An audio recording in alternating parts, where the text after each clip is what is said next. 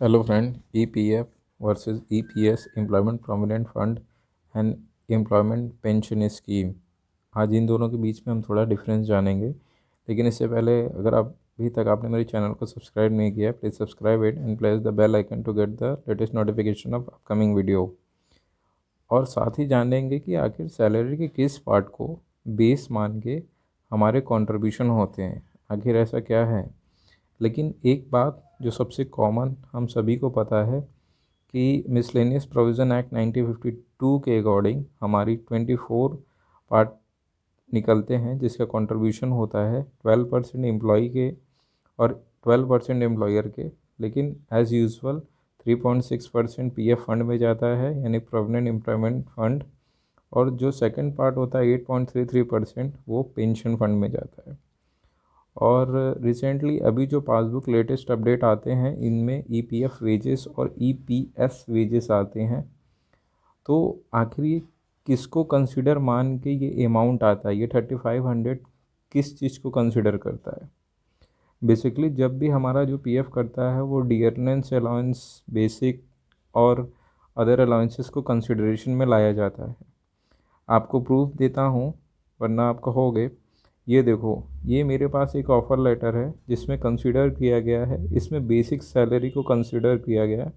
आप देख रहे हो यहाँ पे बेसिक कितना है, 3500 है, और जो पीछे पासबुक था उसमें 3500 था। तो ये चीज़ क्लियर होती है कि जो वेजेस करते हैं वो बेसिक सैलरी को कंसिडर करके करते हैं। अब दूसरी बात आती है कि ईपीएफ किस पे इंटरेस्ट देता है।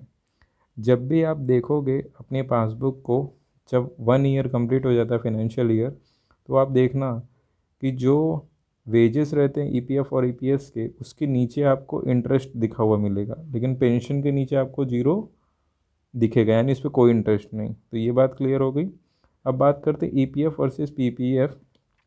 अगर आप नौकरी करते हो या बिजनेस, अंतर आपको जानना ज़रूरी है कि आखिर क्या है। ओके, तो बात करते हैं ईपीएफ की। ईपीएफ मीन होता है यह सैलरी पाने वाले कर्मचारी और रिटायरमेंट के बाद आर्थिक फ़ायदा देने वाले स्कीम है, जो कि एम्प्लॉयज़ प्रोविडेंट फंड ऑर्गेनाइजेशन यानी ईपीएफओ द्वारा चलाई जाती है। ओके, बेसिकली जो पीएफ होता है उसको ईपीएफ भी बोला जाता है, क्योंकि दोनों एक ही हैं ऑलमोस्ट। फिर उसके बाद इट इज़ इम्पॉर्टेंट, कुछ बातें ध्यान रखें। किसी भी कंपनी में काम करने वाले कर्मचारी की सैलरी कई हिस्सों में बटी बटी होती है, जैसे basic salary, travel and special, जैसे मैंने आपको बताया वगैरह। ईपीएफ हर महीने कर्मचारी की बेसिक सैलरी में से 12% काट कर ईपीएफ खाते में डाल दिया जाता है। कर्मचारी के अलावा कंपनी का भी तरफ से इतना ही, जैसा कि एज़ यूजुअल मैंने आपको बताया कि 12% एम्प्लॉय का, 12% एम्प्लॉयर का। ईपीएफ आपको तभी मिलता है जब आप किसी कंपनी से रिटायर होते हैं या रिज़ाइन करते हैं। रिज़ाइन करने के 2 से 3 महीने के बाद आप पीएफ खाते में जमा सारा पैसा निकाल सकते हैं।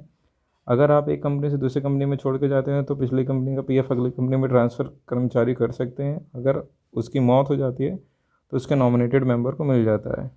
ओके, अब जानते हैं पीपीएफ यानी कि पब्लिक प्रोविडेंट फंड, ये क्या होता है। बेसिकली पब्लिक प्रोविडेंट फंड जो होता है यह केंद्र सरकार द्वारा चलाई जाने वाली योजना, जो ऐच्छिक आप चाहे तो किसी भी राष्ट्रीय बैंक या पोस्ट बैंक से पीपीएफ अकाउंट क्या कर सकते हैं, ओपन कर सकते हैं। ठीक है, इसके लिए आपको कंपनी का कर्मचारी होना भी ज़रूरी है।